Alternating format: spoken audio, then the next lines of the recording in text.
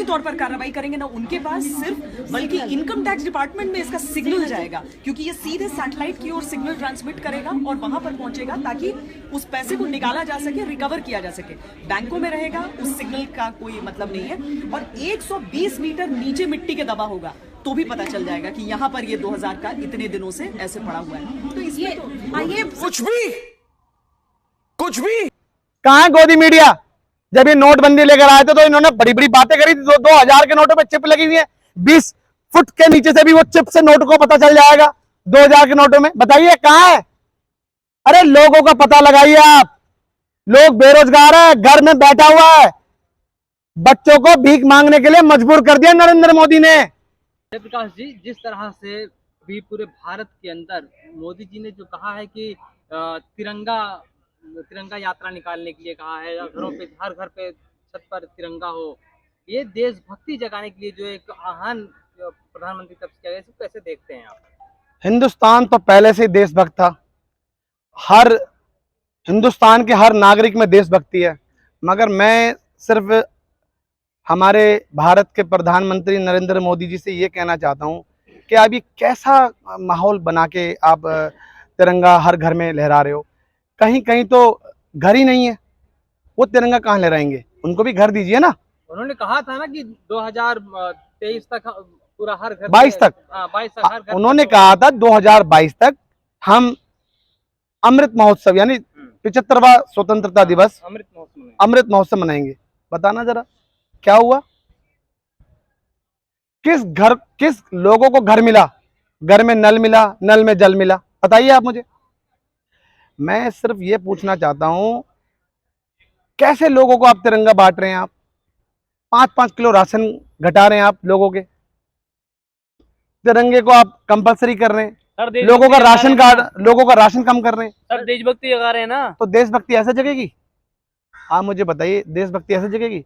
जिसके घर में 2 वक्त का खाना नहीं होता, जिसके घर में 2 वक्त का खाना नहीं होता, वो राशन के दम पे जी रहा है, और राशन में से अगर आप उसके 5 किलो की कटौती कर दोगे और आप उनसे ये कहोगे कि आपको ये 5 किलो राशन कम करना पड़ेगा और ये तिरंगे के पैसे उसमें आपको लेस करने पड़ेंगे, तो ऐसे देश चलेगा? देशभक्ति सभी में है।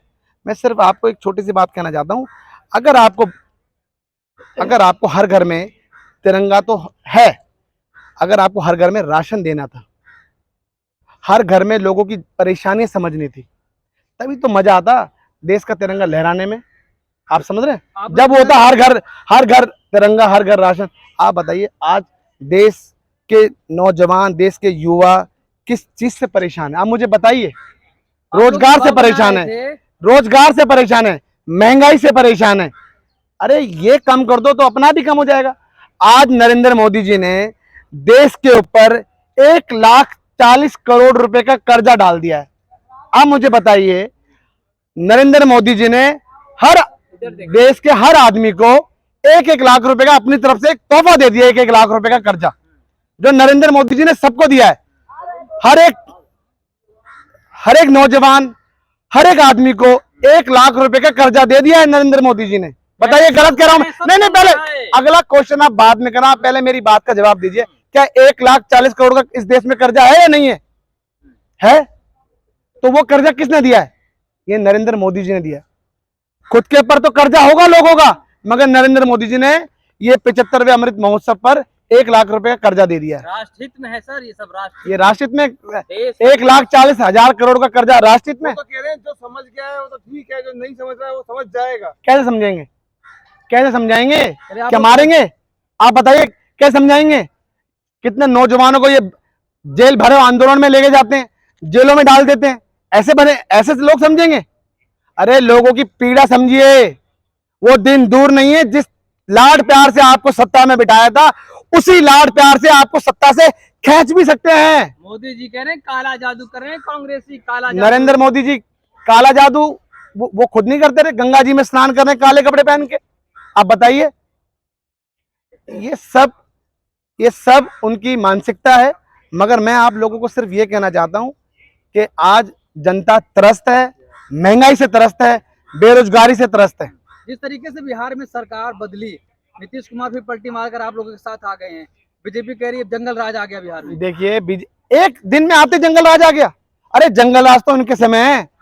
कोई भी राज्य अच्छी तरीके से काम नहीं कर पा रहा, अच्छी तरीके से रोजगार नहीं दे पा रहा। कोई भी नरेंद्र मोदी जी के सामने बोलता नहीं, जो बोलता है उसको उसका मुंह हमेशा बंद कर दिया जाता है। तो वही हुआ।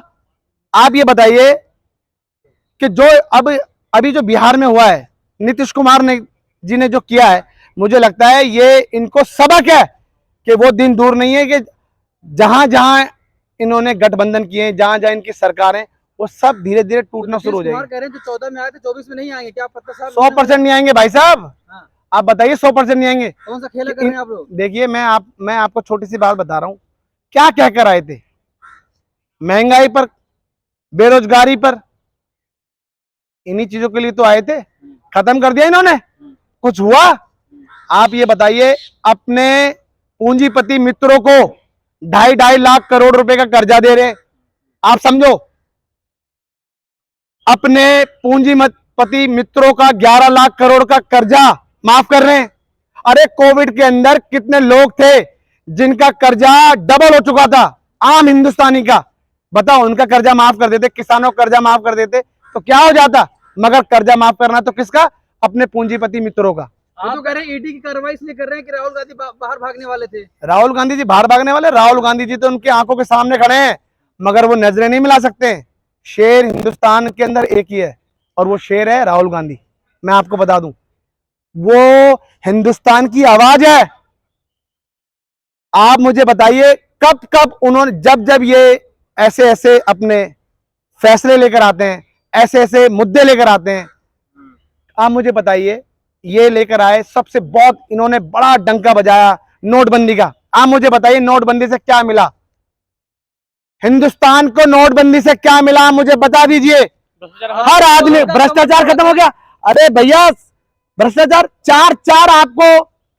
चार आपको गवर्नर बदलने पड़े, ऐसा नोटबंदी लेकर आइए। काला धन निकलवाया जा रहा था। क्या काला धन? अरे सब इनके पास जमा है। आप मुझे बताइए, स्विस बैंक में किसका पैसा जमा हो रहा है? कितना परसेंट बढ़ा है? 300% से ज्यादा आज के समय स्विस बैंक में पैसा जमा है। किसकी सरकार है 8 सालों से? मुझे बताइए आप। नरेंद्र मोदी जी की सरकार है, भारतीय जनता पार्टी की सरकार है। सर, आपको विकास क्यों नहीं दिखता है? कांग्रेस पार्टी को विकास को दिखता है? देखिए, मैं अभी उस मुद्दे पर आई है, मुझे बोलने दीजिए। आप मुझे बताइए, नोटबंदी के बाद, उसके बाद ये लेकर आया है जीएसटी, जो कि इन्होंने जब सूर्यास्त जब हुआ ना, तब ये लेकर आया गब्बर सिंह टैक्स। क्या मिला जीएसटी से बताइए? आम दुकानदार मर चुका है, उसकी कमर टूट चुकी है। अभी आपने उसके बाद ये क्या लेकर आए? अभी आपने धीरे धीरे जितने भी लेकर आए, अभी अग्निपथ लेकर आए। अग्निपथ देखिए, विचार 4 साल के लिए टोकन से वो नौकरी करेंगे। ये लिखवाओ, 4 साल की नौकरी करो, जाओ ना। उनको युवाओं को अग्निवीर बनाएंगे, देश की रक्षा। अरे अग्निवीर नहीं बनाएंगे, करेंगे वो अपने घरों पे चौकीदार बनाएंगे। पहले वो खुद बोलते रहे कि मैं देश का चौकीदार हूं। अरे भैया, ये गुजराती भाई है। अब तो मुझे लगता है गुजराती भाइयों को भी शर्म आ रही होगी, क्योंकि जो जो देश से भागा है वो गुजराती ही भागा है। और बड़ी दुख की बात है कि वो उनका सरनेम मोदी है। अभी आपने कहा क्या है? क्या है उनका सरनेम? क्या है? मोदी है, ललित मोदी है, नीरव मोदी है। बताइए, 20-20 हजार करोड़ रुपए लेके भाग रहे हैं। और देश का, सुनो, ऐसा भी नहीं है, देश जब नरेंद्र मोदी की सरकार है, भारतीय जनता पार्टी की सरकार है, उनके सामने ये इतना बड़ा धोखा करके भाग रहे हैं। अभी आप जिस सरनेम मेहुल चोकसी भाग रहे हैं, मोदी विजय माल्या भाग रहे हैं। आपने अभी मोदी सरनेम की बात की, यही मोदी सरनेम एक बिहार के अंदर है, सुशील मोदी। उन्होंने कहा कि 2024 में कोई वैकेंसी नहीं है प्रधानमंत्री के लिए खाली, मोदी के सिवा कोई खाली नहीं है। किसने कहा? सुशील मोदी। अरे मैं कह रहा हूं, भारतीय जनता पार्टी के लोग ही नरेंद्र मोदी जी को दूर कर देंगे। प्रचार मोदी सरकार का हो रहा है, ना कि भारतीय जनता पार्टी का। और भारतीय जनता पार्टी तो गड्ढे में घुस चुकी है। कहां है गोदी मीडिया? जब ये नोटबंदी लेकर आए थे तो इन्होंने बड़ी बड़ी बातें करी थी। 2000 के नोटों पे चिप लगी हुई है, 20 फुट के नीचे से भी वो चिप से नोट को पता चल जाएगा 2000 के नोटों में। बताइए कहां है? अरे लोगों का पता लगाइए आप। लोग बेरोजगार है, घर में बैठा हुआ है, बच्चों को भीख मांगने के लिए मजबूर कर दिया नरेंद्र मोदी ने। अरे मजा तो तब आता जब वो देश में तिरंगा, इससे पहले भी देश में तिरंगा कितना लहराया था। आप मुझे बताइए, तिरंगे हमेशा आन बान और शान है, उसके लिए आप किसी को थोप नहीं सकते। मगर मुझे बड़ी खुशी है एक बात की, इन्होंने हर घर तिरंगा जो कराया है, कुछ ही दिनों के बाद हर घर कांग्रेस होने वाला है। 3 रंग कांग्रेस के हैं। हर कांग्रेस होगा। हाँ जी, मैं बता दूं आपको, मजा है। हर घर तिरंगा जो कर रहे हैं, हर घर कांग्रेस होने वाला, हर हाथ शक्ति, हर हाथ तरक्की। मैं आपको बार बार बता रहा हूं। देखिए उत्तराखंड के एक बीजेपी के नेता है, प्रदेश अध्यक्ष उत्तराखंड के, वो कह रहे हैं जो तिरंगा नहीं लगाएगा उनकी राष्ट्रभक्ति चेक हो जाएगी। ये अरे तो नरेंद्र मोदी जी को बोलिए कि भारतीय जनता पार्टी का जो हेडक्वार्टर है नागपुर में, वहां फहराइए ना, वहां क्यों नहीं फहराते आप? आरएसएस का है, बीजेपी की थोड़ी ना। अरे तो बीजेपी किसके इशारों पे काम करती है, किसके कहने पे काम करती है, मुझे बताइए। फिर क्या है आरएसएस, क्या है भारतीय जनता पार्टी में आरएसएस का क्या है मतलब, मुझे बताइए आप। वो स्वयं सेवक संगठन है, लोगों की समाज के लिए काम किसके करता लिए? है। नहीं, वो स्वयं नहीं है, राष्ट्र हित के लिए वो काम कर राष्ट्र रहा हित सिर्फ भारतीय जनता पार्टी के हितों के लिए काम करती हो। मैं आपको बार बार बता रहा हूं, तिरंगा हमारा आन बान और शान है। देश को आजाद कराने में जो योगदान है, वो कांग्रेस का योगदान रहा है। आप मुझे बताइए, कांग्रेस का रहा है नहीं रहा? अरे उन्होंने अपने आप को बलिदान किया है। लेकिन आप मुझे बताइए, जवाहरलाल नेहरू जी, महात्मा गांधी जी, मुझे बताइए, और शहीद भगत सिंह, इन्होंने अपने प्राण दिए हैं जब जाके हमारे को देश की आजादी मिली है। मगर ये नहीं पता था कि आजाद जिन लोगों से हम करा रहे हैं, गोरों से, आने वाले समय में चोरों से में भी हमें आजाद कराना पड़ेगा देश को। आप कह रहे हैं गांधी का देश है, गांधी और नेहरू से हमारा ये देश आजाद मिला, लेकिन तो योगी आदित्यनाथ कह रहे हैं कि अगर सावरकर की बात मान ली गई होती तो देश कुछ और होता। अरे भैया, सावरकर क्या है, वो तो माफी, राष्ट्रवादी। वो माफी खोर है, उन्होंने माफी मांगी है। बता दो अगर मैं गलत कह रहा हूं तो, डाल दो मुझे जेल में अगर मैं गलत कहता हूं तो,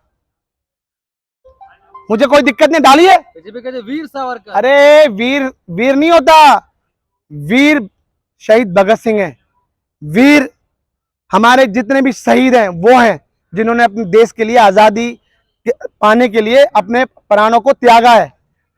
बस मैं सभी को आपके चैनलों के माध्यम से कहना चाहता हूं, याद कीजिए वो समय जब हमें आजादी मिली थी, किसी ने हिंदू मुस्लिम नहीं करा। ये देश, बार बार मैं एक ही बात बार बार हमेशा बोलता हूं, हाँ हमेशा एक ही बात बोलता हूं, ये देश हिंदू मुस्लिम सिख ईसाई सभी के देश, सभी लोगों ने अपने देश में बलिदान किया है, तब हम आज जाके हमें देश में आजादी मिली है। तो ये देश सभी का है, सभी का देश है। जय हिंद, जय भारत।